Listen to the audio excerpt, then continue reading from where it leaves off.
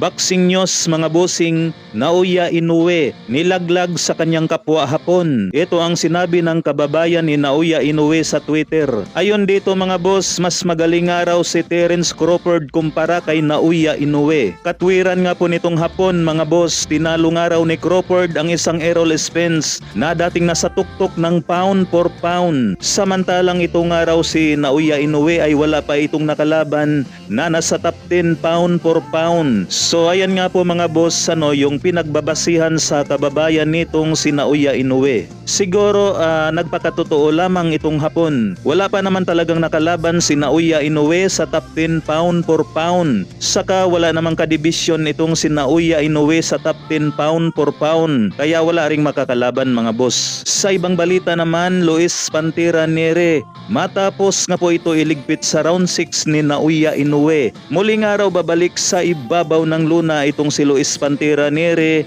ngayong December at mananatili pa rin daw ito sa super bantamweight. Target makalaban ni Luis Nere si WBC number 1 contender na si Alan Picasso. Pareho nga pong Mexicano itong si Luis Nere at Picasso kaya magandang salpukan ito kapag natuloy. Samantala mga bossing, napanood nga po natin ang interview sa makakalaban ni Cuadro Alas Casimero na si Saul Sanchez. Nabase nga po sa pagkaintindi natin kay Saul Sanchez mga boss, correct me if I'm wrong, na wala nga raw promoter itong si Saul Sanchez, kung di isang manager lamang ang kumikilos para sa kanyang karir.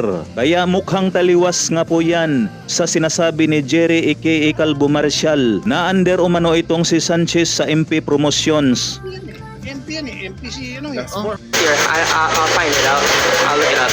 I'm not sure about that. Are you currently linked with any supporters, anybody? No. So this is your opportunity to show your yeah. skills, promote I yourself. have a manager. I have a manager. Yeah. So, But no promoter. no promoter.